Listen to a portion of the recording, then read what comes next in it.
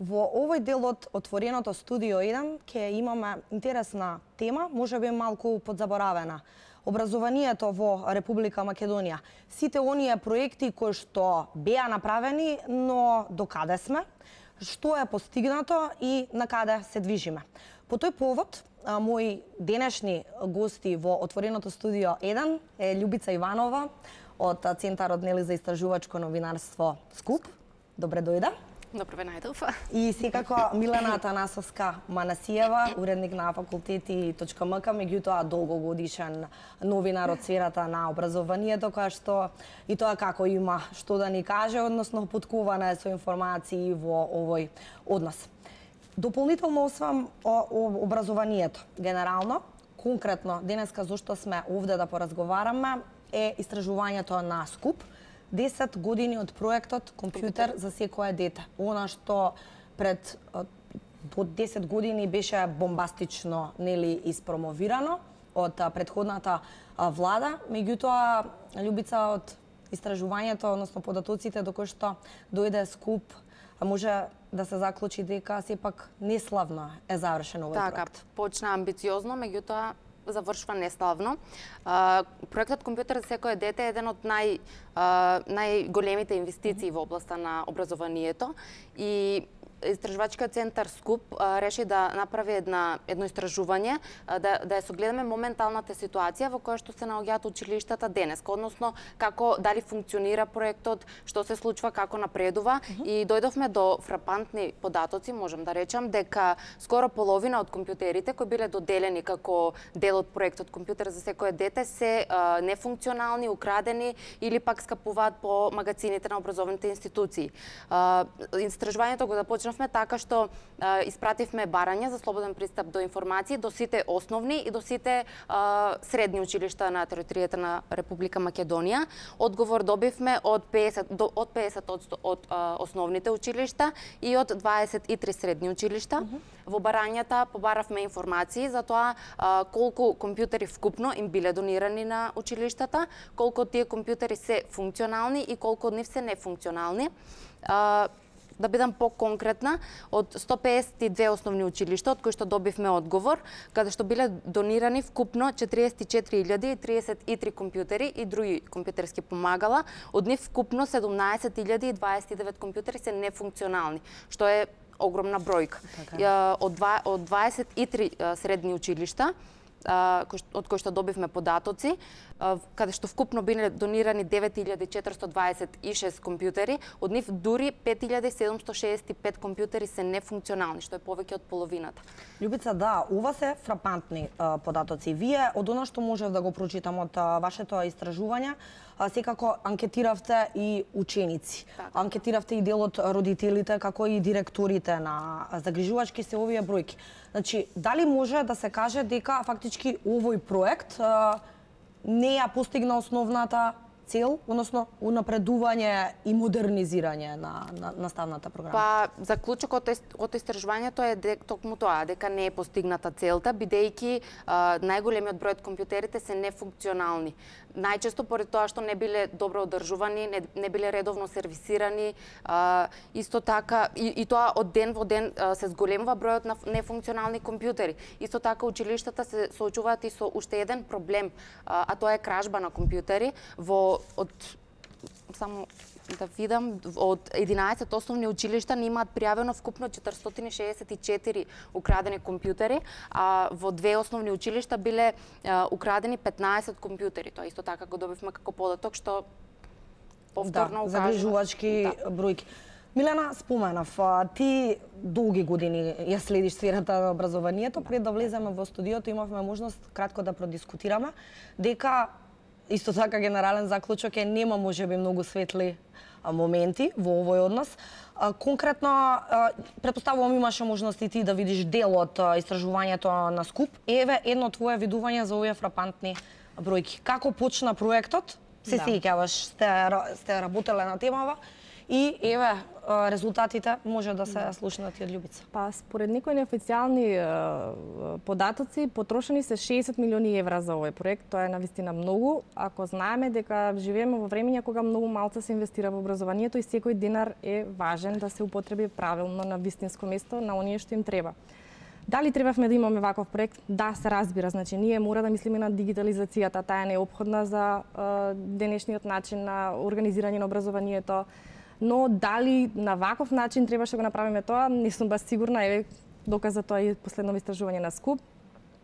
Ние прво избрзано се воведе целиот проект, без разгледување на инфраструктурата на училиштата. Значи, јас сум имала можност да одам во многу училишта во селски средини. Верувајте, значи, никој таму не ги употребуваше компјутерите. Таму немаат интернет, таму нема инфраструктура никаква за да се воспостави една таква мрежа. Друга работа. Јас уште ми се смешни фотографии кога ќе ги видам од во училниците, на малите клупи, ставени монитори, ставени куќишта и децата немаат каде да ги стават книгите. Значи, се знае, за компјутер треба да имаш биро, треба да... Значи, соодветни услови. Така, соодветни услови. И мој впечаток е дека Министерство образование и Министерство за информатичко општество, го спомнеме, дека дел од компјутерите ги набавија и овие две министерства практично ги набавуваа компјутерите, само ги оставија на училиштата и тука заврши приказната за одговорноста на министерствата кон целиот проект. Љубица, да, кога го спомнавме во Министерството за образование, вие имавте исто така поставено прашање до нив, што одговорија за овој случај? Тие по писмен пат ни одговорија дека компјутерите се дадени на трајна употреба на училиштата и дека овде престанува нивната обврска, односно тие се оградуваат од што потоа ќе се случува со компјутерите. Во ред ли е тоа? Од аспект на, добро, да, можеби Министерството нема веќе надлежност понатаму, меѓутоа па од друга страна некако оставено е се на директорите и раководните структури на училиштата. На нивна одговорност беше оставено и да ги осигураат тие компјутери. Тие и одговараат и пред законот за тие компјутери, значи знам дека имаше процеси на и кривични и прекршечни пријави има за директори на училишта, не знам докаде се процесите за оштетувањето на компјутерите. Ние имаме добивано изјава од наставници дека децата ги кршат компјутерите, родителите треба да надоместат штетата. Дали некој во држава треба да се даде одговор дали некој дали некој плати за оштетувањето на тие компјутери, значи некој мора да е одговорен. И сега ти кога веќе го организираш тоа, можеш да го размислиш и моментот на дека тие компјутери треба да се одржуваат, дека треба да се сервисираат и на крај крајева се работи за една технологија која е минлива и треба да размислуваш како ќе ја заменуваш. Постојано се надоградува. Точно. Значи генералниот впечаток е дека не е само нештото да се испромовира, да се купи и да се остави така. Треба да се создадат соодветни услови, што во случајов не беше така. Милана, дали освен овој, кој што како што спомена и Љубица, може да се каже дека на голема врата беше промовиран проектот претходната влада за волја на вистината, кои се други, можеби, неуспешни проекти, ајде во овој дел, и конкретно, каква е состојбата сега, твое видување во образованието? Ајде да почнеме екстерното тестирање. Значи, екстерното тестирање се воведе како алиби дека нашите ученици имаат многу петки. И тоа е точно. Значи, многу основни и средни училишта имаат многу висок просек средна оценка, значи многу петки и дека многу од тие петки не се реално добиени и дека треба да се проверува начинот на кој што се оценуваат учениците, односно се проверува работата на наставниците. Но тоа сето тргна во погрешна насока. Јас се уште стојам на ставот дека ние мора да ја проверуваме работата на наставниците, мора да има начин некаков, но не ваков, не со систем на казна, не со систем на казнување. Образованието, најголем проблем во нашето образование е што ние немаме државна стратегија каде сакаме да се движиме. Ние прво треба да го решиме тоа. Какво образование сакаме да имаме и какви ученици ќе ни се раѓаат од тоа образование. Какви ученици, какви граѓани ќе создаваме. Не, ние некако се движиме кон владина програма и партиска програма. Ние немаме државна стратегија. Ние треба да седнеме на една маса, да седнат сите политички партии. Ние имаме експерти, ние имаме многу луѓе кои што знаат што треба да се направи и да тргнеме по еден пат и да го следиме тој пат. Па следен да нема никаква врска кој е денеска на власт, значи Точно, или да. кој министер е на власт, значи да се движиме кон една цел и таа да не биде заедничка цел. Тогаш ќе има само резултати, а не дојде еден министер, неси нови промени, нови реформи. Ние постојано 20 години сме под некакви реформи, а нема никаков ефект од тие Да, реформи. за волја на вистината, токму образованието беше сферата, односно министерството каде што најмногу челници се сменија и раководства. Ова министерство е едно од оние министерства каде што се смениле најмногу министри до сега. Но ако се земе во обзир дека е една од најсензитивните нели сфери станува збор за образование, Мене тоа ми кажува само дека никој не го сваќа очигледно сериозно образованието, а треба да го свати многу сериозно. И сега вие секој кој ќе дојде нов министер, му треба прво време да се прилагоди, да ги осозне работите, поминува една година, ќе го сменат, ќе дојде друг и се вртиме само во круг. да, гледаш ли излез од овој круг, еве твое видување како би требало барем како да стасаме до модерно и поквалитетно образование? Ние мора да создадеме систем кој што ќе биде прилагоден на секое дете. Значи секој дете е различно, на секој дете му треба нешто различно, не сме сите исти, нели? И ни треба систем во кој што ќе создаде ученици кои што мислат со своја глава, ученици кои што размислуваат логички, ученици кои што не учат напамет. Тоа е излезот од ситуацијава. Како што кажав претходно, значи државна стратегија како да се постигне тоа. Ако не знаеме како да го направиме, дајте да ископираме некој систем функционален и само така ќе дојдеме до резултати. Имаше обиди можеби да се копираат некои системи, меѓутоа пак доаѓаме на тоа дека еве досега немаат Еве го чекаме даден законот успех. за основно образование. Така. Веќе година и пол. Значи, ете имавме една министерка за образование која што најави многу промени и најави многу позитивни промени според мене. Значи, ние треба да ги растеретиме учениците од многу обемни наставни програми, многу часови имаат, тоа се жалат постојано и наставниците дека немаат време да предадат материјал. Учениците имаат и многу домашни задачи, баш е една тема што ја испитувам во моментов. Ние имаме ученици кои што многу дома имаат домашни задачи, па немаат време да се одморат. И тоа треба да се размисли. Значи, нас прво ни треба да ги растеретиме децава од преобемни наставни програми и се надевам дека новиот закон ќе го направи тоа, ако еве го чекаме. Пред некој ден добив изјава од заменик министер за образование Петар Атанасов дека ќе учиме помалце за да знаеме повеќе. Тоа е според мене вистинскиот начин. Да, добро звучи, но треба да видиме дали ќе се дали ќе се имплементира реализира, во секако. пракса. Љубица, околу истражувањево секако може некој твое видување да дадеш во однос на сферава за образованието, меѓутоа исто така околу истражувањето малку пред крај ме интересира. Од го кажавме генералниот заклучок, но што е со изјавите што велат децата на терен, учениците од основните и средните образованија, што велат родителите?